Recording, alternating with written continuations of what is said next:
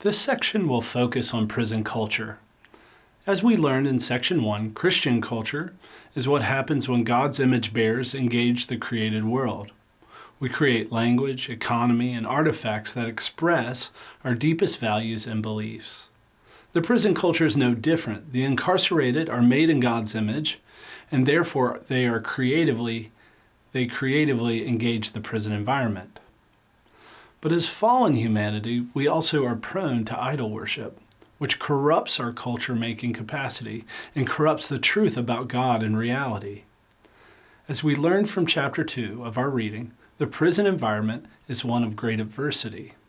Therefore, the culture of the inmate community focuses mostly on survival within the grinding gears of the correctional system.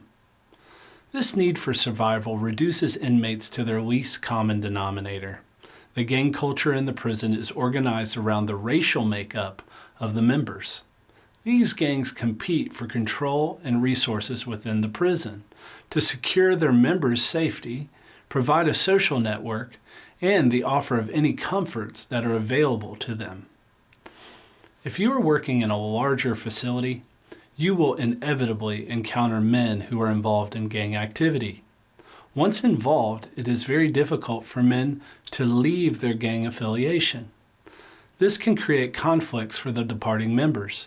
Inmates who desire to walk more deeply in their faith will find that they cannot live in the tribalistic patterns of their gang. Attending church requires inmates to cross paths with other races and inmates who are despised by the general population. As Christian witnesses, we should understand the challenge we are bringing to gang members. The command to follow Jesus and belong to his church breaks down the cultural dividers that are reinforced by the gang culture. Within the prison culture, there is a caste system among the inmates based on past criminal behavior. Inmates who are in for violent crimes, drug charges, or theft can be seen as heroes. The persona is inmates convicted of these crimes are survivors of the street life. They played the game and now are doing time. On the other hand, the most despised among the inmates are those who have committed any kind of sexual crime, but especially against children. These inmates become the targets of the disdain and brutal anger of their fellow inmates. I will not mention them here, but there are derogatory terms used for inmates with sexual offenses against children. As chaplain or volunteers, you will find that sex offenders will take refuge in the church. Usually these inmates are isolated in the prison and have burned bridges with their family members. Being confronted with crimes of this nature can invoke a repulsive response in our hearts. I believe it is right to hate the harm they did to their victims, but we are expected to extend the love of Christ, who has loved the vilest of sinners. Another way prisoners categorize themselves is based on the amount of time they are doing. As a prisoner with a long sentence usually acts more mature and are treated with respect than an inmate who is doing a short sentence. Usually this is because inmates with a shorter sentence are not in the process of accepting prison as their long-term future, and they are often younger and immature. Lifers have generally come to accept their sentence and are seeking to carve out whatever life they can find within the prison. There is an attitude of respect among inmates for those who have life or long sentences and have come to accept their life in the prison. The lowest level of security a life prisoner can be housed in within the state of Virginia is a level 3. My facility happens to be a level 3, where about 1/3 of the prisoners I'm interacting with are serving life sentences. As mentioned before, you will find those serving life in prison are wrestling with completely different realities than those serving shorter sentences. It will be important for you as a volunteer or chaplain to explore who you are serving and what kind of prison sentences they are facing. This can help you understand what inmates are going through and build compassion for their condition. The biggest threat for inmates and their safety is other inmates. Because of this, the prisoners interact with vigilance towards being respected. Even the most benign remark can be interpreted as disrespect. Inmates who are unfamiliar with each other communicate very cautiously, and there can be even violent repercussions if someone is not careful. Volunteers and chaplains are not seen as a threat like other inmates, but we can make mistakes that cause inmates to withdraw from us if we do not show a high level of respect in return. My practice is to always call men sir and look them kindly and respectfully in the eyes. Being a gentle presence in the prison also will communicate that you are not a threat, which will help inmates put down their defenses. Attitudes towards authority vary among inmates, and it can be based on how different security and administrators exercise their power in the prison.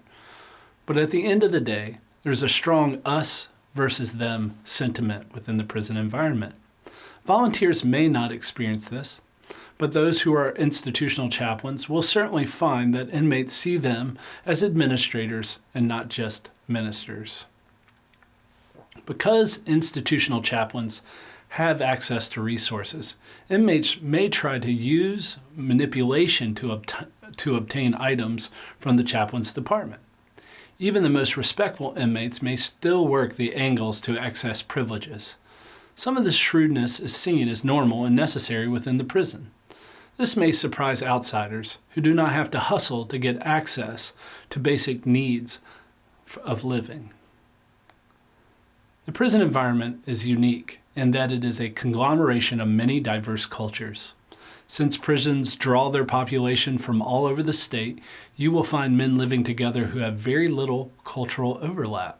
In Virginia, for instance, our prisons pull men from poor, primarily white Appalachia cultures, poor, primarily black urban cultures, and even some affluent inmates from Northern Virginia. This broad scope of cultural difference is a dynamic that creates conflict within the prison. Also, the cultural gap creates challenges for connecting with inmates right where they are. As chaplains and volunteers, we must be aware of our cultural distinctives, and we must be gracious and flexible when seeking to understand the diverse prison community. One of the hallmarks of chaplaincy is cultural competency and cultural sensitivity. We strive to understand the other person well enough to help others understand them too. The divide inside prison is so profound that inmates are simply not able to understand each other. The church should create an environment where, with your help, understanding can take place. As inmates from very different cultures come to know each other, peace will increase. You are the bridge builder to creating that new culture. Some of the positive aspects of prison culture is that inmates are amazingly resourceful and creative. In the first state facility I worked at, I met a man who created a toy bulldozer for his son on the street out of popsicle sticks, paint, and glue. This inmate poured hundreds of hours into this gift, and when he was done, it looked like a perfect model of a bulldozer. With working tracks and an engine under the hood and controls that made the plow move up and down, it was amazingly real. Within the prison environment, you will meet very gifted men and women who have had to channel their gifts into the constrained world of the prison. Now, sometimes these gifts get channeled into negative activities like making alcohol or tattoo guns in order to create an income for themselves in the pod.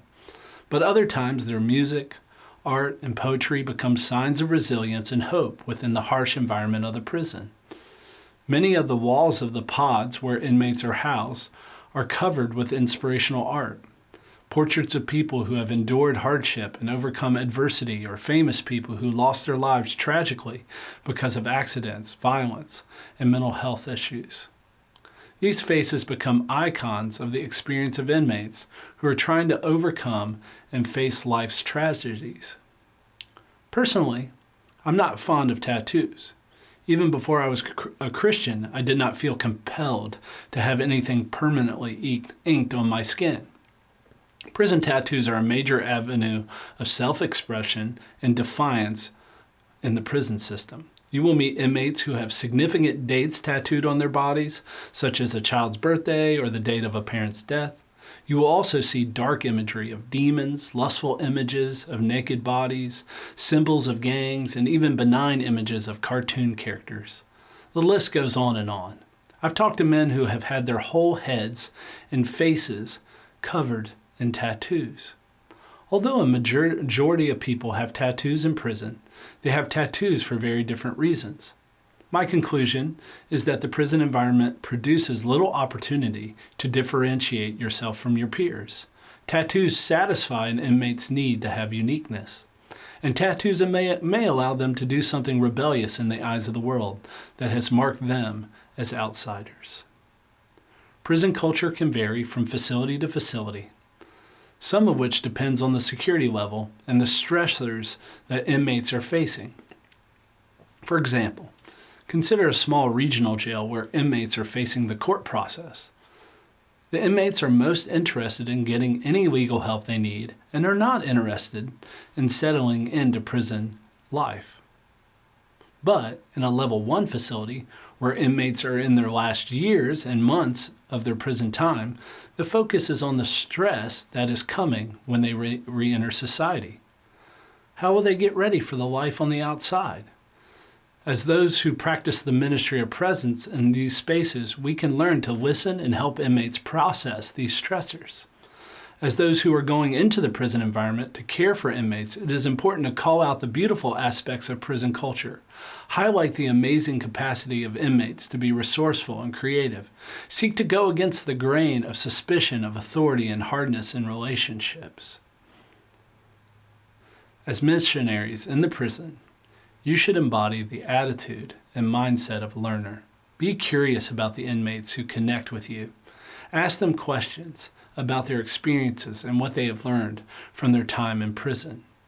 I've personally been challenged and enriched by the wisdom of inmates that I have served in the prison, and I believe you will too. Remember that God gave you 2 ears and 1 mouth for a reason. It is important to stop talking and start listening.